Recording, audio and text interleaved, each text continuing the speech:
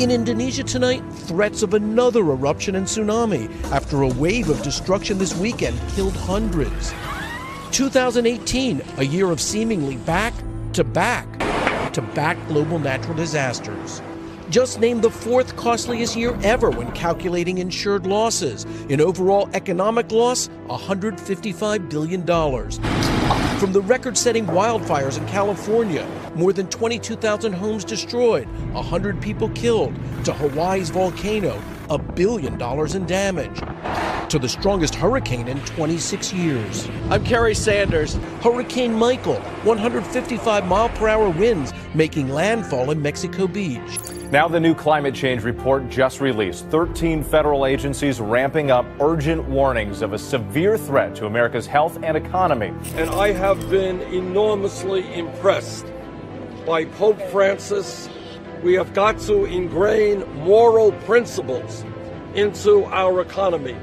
And there is no area where that is clearer than in the area of climate change. This year's deadly wildfires and monster storms. Terrifying signs of things to come. According to tonight's dire new assessment from 13 federal agencies, government scientists warning the impacts of climate change are intensifying. Climate-related threats to Americans' physical, social, and economic well-being are rising from coast to coast. I'm not denying climate change, but it could very well go back. But the administration's own scientists now say significant immediate action is required to avoid substantial damages to the U.S. economy, environment, and human health. Among their alarming predictions for the Southeast, stronger hurricanes and more frequent flooding. For the Midwest, an agricultural catastrophe, extreme heat destroying crops. 10% of the country's gross domestic product gone by the end of the century. Hundreds of billions of dollars lost. And in the West, fire dangers exploding. We're in extreme climate change right now. We're doing all that we can to prevent incidents and mitigate incidents and save lives. And even though Donald Trump announced that he was going to pull out of the Paris Agreement, the very next day the entire rest of the world doubled down on their commitment, and here governors and mayors and businesses. People like Mayor Bloomberg, former Mayor Bloomberg. Mayor Bloomberg did a great job. Something at the local level. And Governor Cuomo here in New York. And it now looks as if the U.S. has an excellent chance to meet our commitments under the Paris Agreement, regardless of President Trump.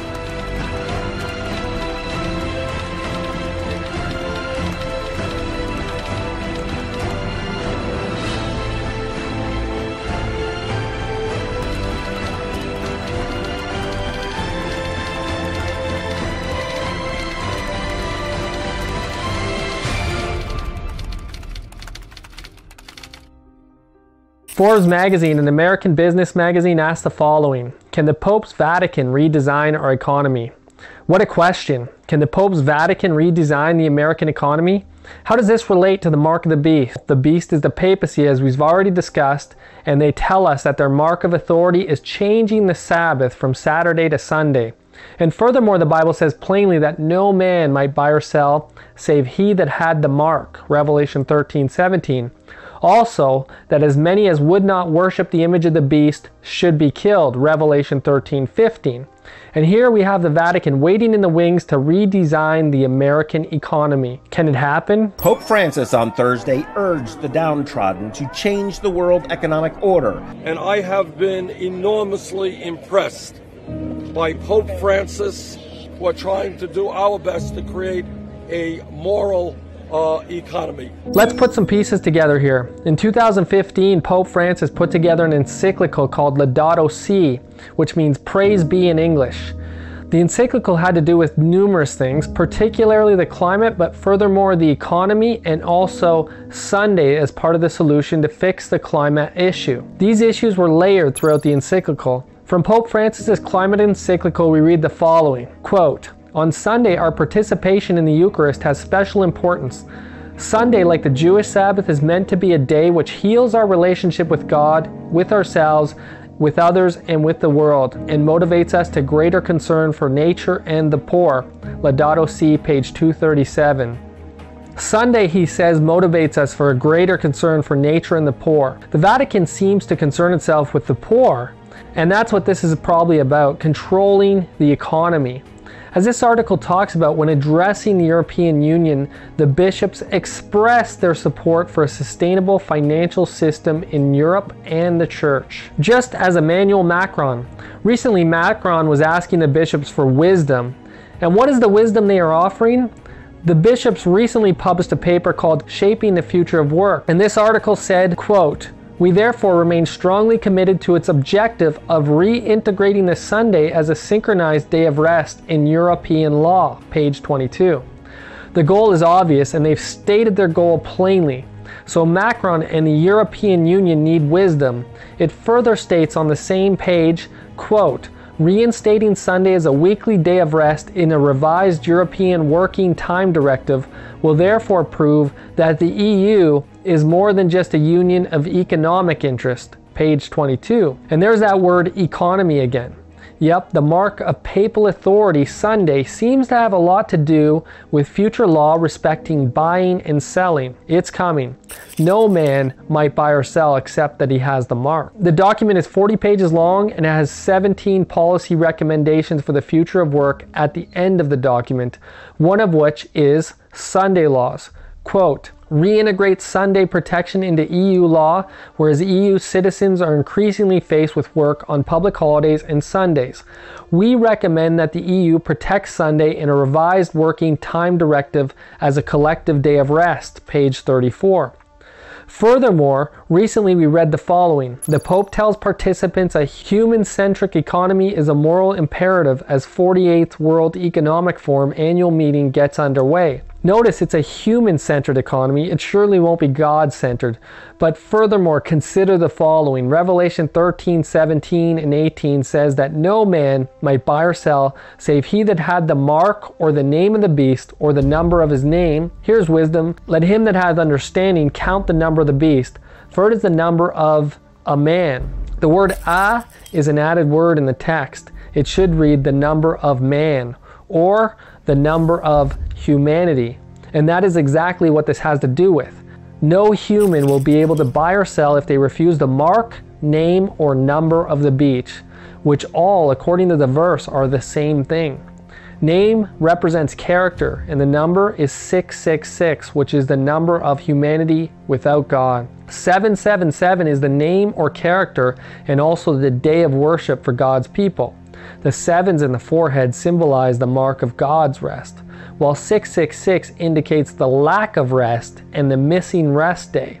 6 days of labor, works, and no rest in those who receive the mark of the beast. That is why we read in the next chapter that they have no rest, day or night, who worship the beast and his image, and whosoever receiveth the mark of his name. Revelation 14:11. You're missing God's rest day, and the next verse makes it clear by telling us, verse 12, "Here is the patience of the saints. Here are they that keep the commandments of God and the faith of Jesus." And obviously those commandments would include the Sabbath, which was written in stone. And this is the reason that God's children don't have 666 written in their forehead. They truly do rest from their labors, both spiritually and physically, on the seventh day. But it is clear that laws of the land will be made enforcing the mark of the papacy and declaring that those who refuse will not be able to buy or sell, but finally that they should be killed. We had Sunday laws already being made in Poland recently, and this was only the start of much more to come. This is the human-centric economy that Pope Francis is calling a moral imperative, and it is right along with the climate agenda and Sunday laws. In 2015, shortly after the environmental encyclical was made by Pope Francis, he made a visit to the United States of America and spoke before the lawmaking assembly called Congress, saying that he was there to heal wounds and that we need to be especially on guard for fundamentalists. We must be especially attentive to every type of fundamentalism, whether religious or of any other kind. The contemporary world, with its open wounds, which affect so many of our brothers and sisters, demands that we confront every form of polarization, which would divide it into these two camps. Remember from part 3 we learned that a fundamentalist is a Bible-believing Christian? Following his visit to Congress, he was in New York City. The next day, addressing the United Nations at a long-awaited event, and where Pope Francis gave a speech on how to combat poverty with a new economic order that resulted in the Paris Climate Agreement being signed only 6 months later. The Paris Climate Accord is also called the Sustainable Development Agenda, which for years had been called Agenda 21 until that title began to get a bad rap. But as you can see, the United Nations, a foreign government, has mapped out the United States, and the agenda includes moving people out of the yellow and red zones, making them off-limit to humans to a large degree in order to save the birds, they say, and furthermore moving people into cities. I believe at this time that God's message is the opposite of this Babylonian message, and God is calling his people to come out of the cities. But as part of this agenda, the United Nations also has a Sabbath, Sunday. Some churches are getting on board with this agenda, such as the Salvation Army. You'll notice what they deem climate justice. You know, justice includes law and order, and justice is something that the government is to enforce. But notice how they believe we can enforce justice. It says, keep the Sabbath. It could be the most radical thing a church can do for environmental stewardship. To commit to keeping the Sabbath, the scriptures make constant reference to rest and care for the land as well as for the people on the Sabbath. Spending time with family and friends and enjoying the free outdoors is an act of resistance to the pressure of materialism and consumerism. And of course they bring up materialism and consumerism. Why do they always connect their agenda to the economy and buying and selling? Because Sunday laws are about controlling the issue of buying and selling. And the moral law of the Catholic Church is to be enforced, which includes Sunday keeping. And we don't know when the next financial crisis is coming. Some are saying it could be this year, but really who knows? What we do know though is that Ben Bernanke, the former chairman of the Federal Reserve, has told us that unlike in 2008, the US has no system in place to deal with another financial meltdown, and many are connecting the next financial crash to climate change. Donald Trump said that America was exiting the Paris Climate Accord by 2020. Trump insisted the Paris Agreement was bad for business and bad for the U.S. economy. Major economic wound. But the problem is that it doesn't matter what he says or does if all the states and cities are still taking actions to fulfill the deal.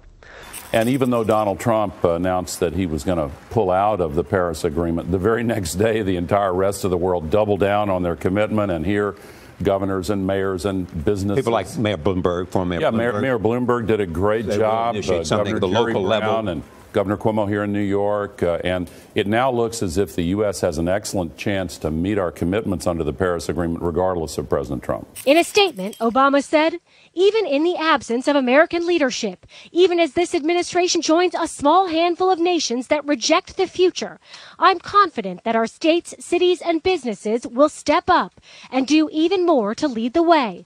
Furthermore, Trump also said he left the climate deal open for renegotiation. But Trump also left the door open to renegotiating the agreement or striking an entirely new climate deal.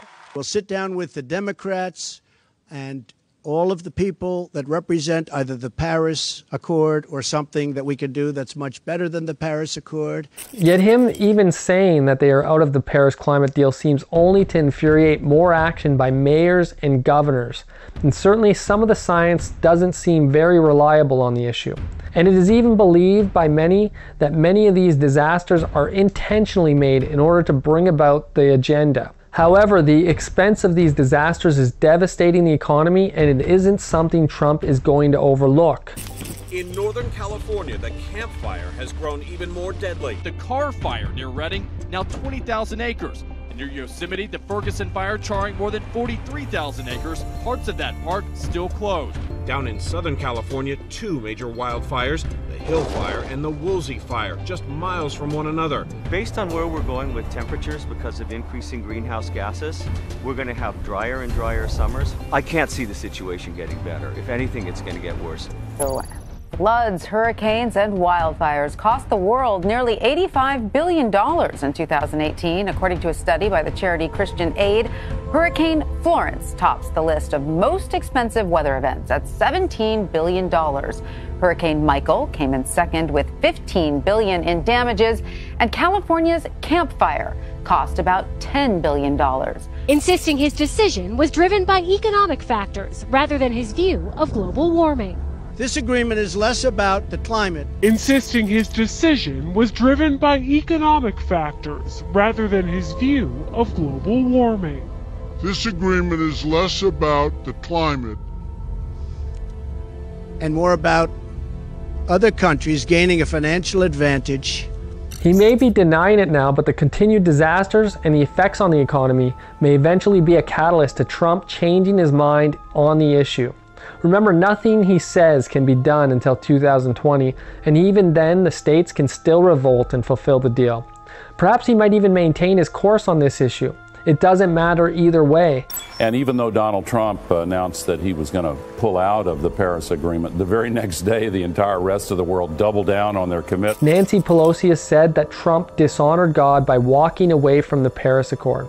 That we had a moral responsibility to be good stewards of God's creation, and in doing so, we must pay special attention to the needs of the poor. So they saw it as an environmental justice issue as well, the evangelical community. When the Pope went to the White House, he talked about the dangers of air pollution when he was here. And just last week, the Pope met with President Trump and gave him a copy of his encyclical, Laudato Si', which made the case for strong, urgent action to halt the climate crisis. The Pope wrote, "The climate is a common good belonging to all and meant for all." The Bible tells us that to minister to the needs of God's creation is an act of worship. To ignore those needs is to dishonor the God who made us. And that is just what we're doing by walking away from this accord. Some of the most expensive disasters in history have occurred over the last few years. Hurricane Harvey, some are saying, was the most expensive disaster. And right after this disaster, the evangelicals were calling for a national day of prayer.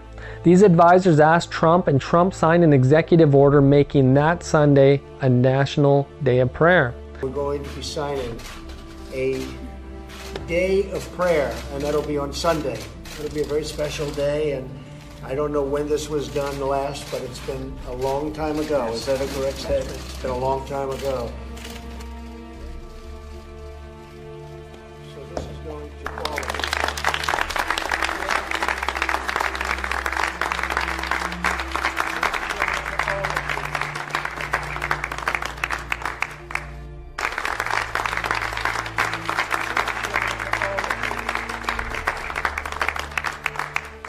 So as we can see, these disasters are certainly going to play into the hands of Sunday laws either way. It's interesting as well that there is a new movement sweeping America which is called the Sunrise Movement. They describe themselves as a movement of young people uniting to stop the climate crisis. We can argue about climate change all day long, but we can't ignore the fact that hurricanes, wildfires, tornadoes, earthquakes are becoming more and more frequent. But you'll notice it's a sunrise movement, and the sun has something to do with this, but the day of the sun is something we need to consider Sunday. You see, it is definitely a sunrise movement. In fact, Pope Francis has gained a following in countries such as India, where Francis will be visiting very soon. In 2018, Emmanuel Macron of France visited India, and it has been one of the ringleaders in the climate movement. The hope of preserving future generations from the scourge of war, building a new world order based on law, and keeping good on our word, making progress towards economic and social as well as moral order. We talked about France and Macron in part 3. Now, in an article entitled "India Co-hosts the First Solar Alliance Meet," it apparently was attended by 21 heads of state and heads of government, several top ministers and bureaucrats, apart from participants from multilateral banks and the United Nations. In the article, quoting External Affairs Minister Sushma Swaraj from the same article, we read, Swaraj used 5 Sanskrit names for the sun god while speaking of India's push for solar energy. I would like to bow before the sun god and address him by 5 different names in Sanskrit. and the names are listed there. This means, O sun god, we bow before you.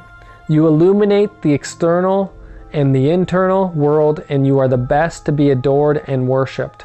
May you bless us, she said with folded hands. The climate agenda is an issue of worship. As many as would not worship the image of the beast should be killed. And it is to be a worldwide issue. It's about worship of the God of Sunday, the sun god. Even if you look into Pope Francis' environmental encyclical, it is taken from St. Francis of Assisi's medieval Italian prayer called Canticle of the Sun, which praises God through elements of creation like brother sun, sister moon, and our mother earth. Francis of Assisi was a pantheist, and Pope Francis' encyclical has pantheistic language throughout the entire encyclical, and it all comes back to sun worship on Sunday. Notice the following quote from Great Controversy. We were told of these disasters and how they would become more frequent. And this was written over 120 years ago. But we were also told what would be the final result. Notice carefully what it says. While appearing to the children of men as a great physician who can heal all their maladies, he will bring disease and disaster until populous cities are reduced to ruin and desolation, in fierce tornadoes and terrific hailstorms, in tempests, floods, cyclones, tidal waves, and earthquakes in every place and in 1,000 forms. Satan is exercising his power. He sweeps away the ripening harvest, and the famine and distress follow. He imparts to the air a deadly taint, and thousands perish by the pestilence. These visitations are to become more and more frequent and disastrous. And then the great deceiver will persuade men that those who serve God are causing these evils. The class that have provoked the displeasure of heaven will charge all their troubles upon those whose obedience to God's commandments is a perpetual reproof to transgressors. It will be declared that men are offending God by the violation of the Sunday Sabbath, that this sin has brought calamities which will not cease until Sunday observance shall be strictly enforced. Great Controversy, page 589 and 590. Notice the following video where this woman uses the exact same words that we just read. For the first time during the Trump administration, this sweeping federal government report required by Congress on climate change is being made public, and it lays out dire predictions about how people and prosperity could be threatened by more frequent and more devastating natural disasters. That it would be more frequent and more disastrous, and it is threatening prosperity or the economy. And exactly what that means, that it is threatening the economy. And so what is the solution? It will be declared that men are offending God by violating the Sunday Sabbath, and that Sunday observance needs to be strictly enforced in order to bring back temporal prosperity. We are told that it is Satan working through the elements, and I believe he is working through some to bring about the ultimate desired issue, that is strictly enforced Sunday observance. As disasters are occurring around us more frequently, the cry of the people becomes, we need to turn back to God. Spiritual manifestations have become more and more frequent. Evil angels working through Hollywood and also in the churches. They are manifesting through many of the religious leaders, and they will imitate God's holy angels, and they will call for a turning back to God's law in America and abroad. However, these spirits speak not according to this word, and this law will include a Sunday law. If the devil and his angels are after anyone, they want the leaders of the world and the leaders of the churches. Revelation 16, 13, and 14 says, I saw 3 unclean spirits like frogs come out of the mouth of the dragon, out of the mouth of the beast, and out of the mouth of the false prophet, for they are spirits of devils, working miracles, which go forth to the kings of the earth and of the whole world to gather them to the battle of that great day of God Almighty. For those who truly desire to learn and understand these issues much more as they are coming to pass, press the like button and be sure to subscribe, but take a look under the video for links to Bible studies on these issues. It's not enough to just hear and see these things. We are to become fluent in teaching these things. God will teach us how to expound these things, and it doesn't take long if we are sincere. Don't be among those who are sitting in the pew for years hearing but never learning, and never going out to do something to get these messages out. These messages are vital right now. Lives will be dependent on each one of us, and you can bet that as you begin this warfare that legions of armies will be enlisted against you. So don't count it a strange thing if persecution comes or if everyone is not your friend.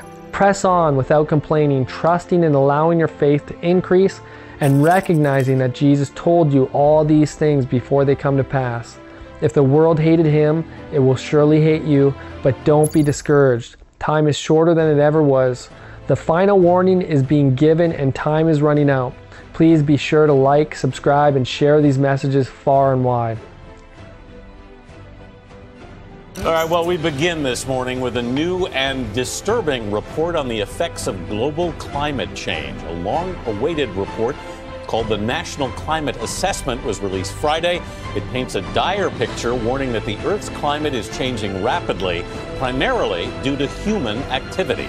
The report was compiled by more than a dozen federal agencies and mandated by Congress. It finds climate change is already causing more frequent and severe storms, floods, wildfires, and tornadoes, all of it totaling nearly $400 billion worth of damage in just the last 3 years.